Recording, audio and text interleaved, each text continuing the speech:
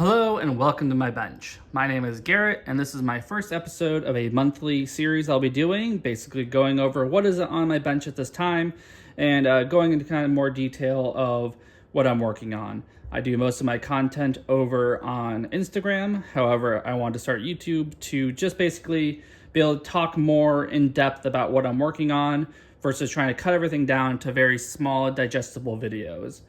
Background on me, I am a mechanical engineer by trade, and in my spare time I like to make stuff, which is a very vague term.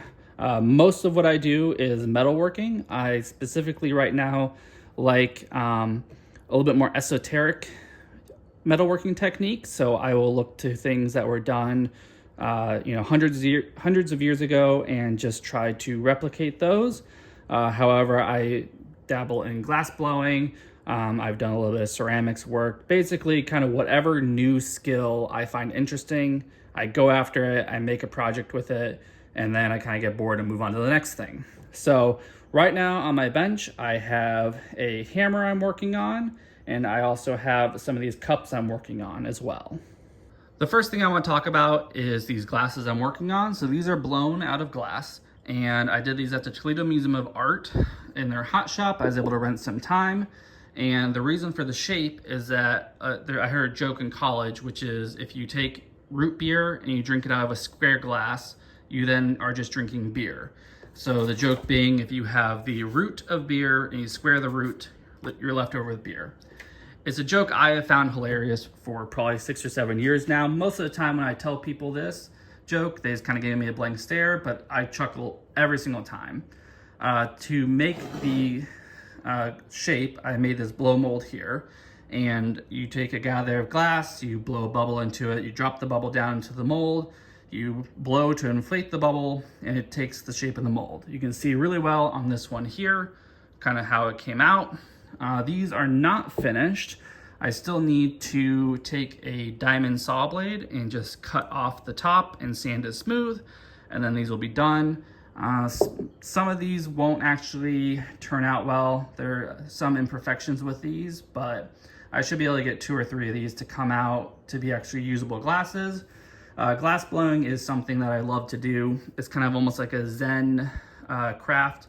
You have one shot at it. You don't have any time to set the piece down and go do something else. You just start and you're focused 100% until you complete the piece. These I will hopefully be getting finished this month after I finish up the hammer that I'll talk about later, but I just got these back, so I'm excited to continue working on these.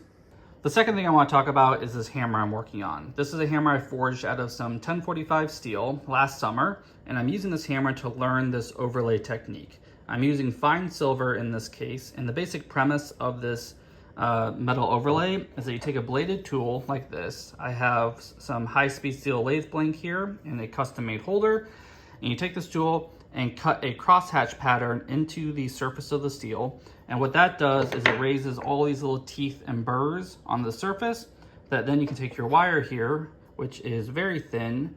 It has to be very thin, otherwise this won't work. This is 0.0035 inches in diameter.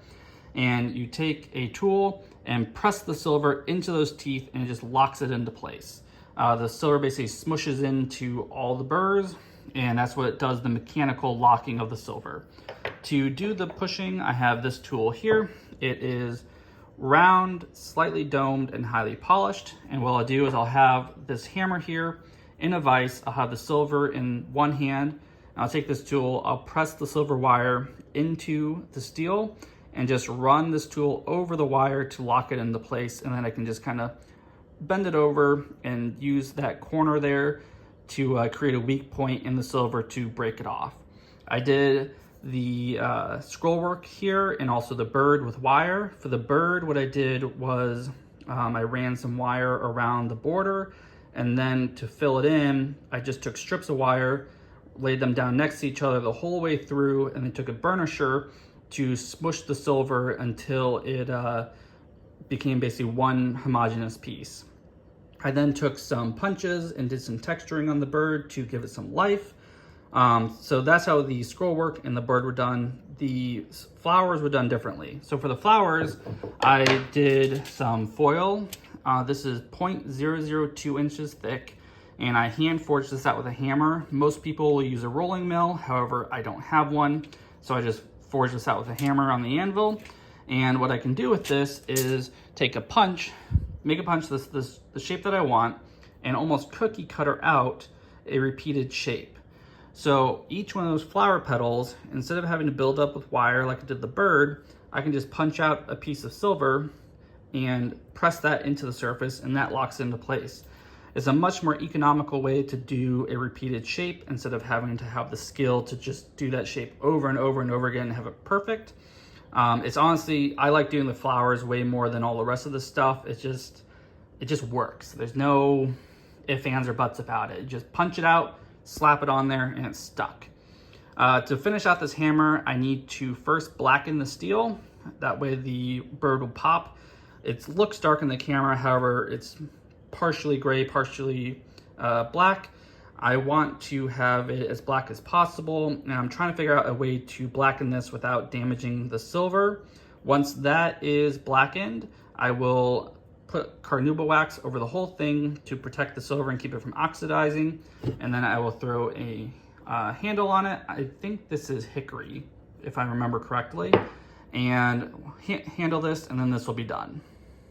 Thank you for spending a little bit of time with me at my bench and just listening to me talk about the things I'm working on. I will see you again next month.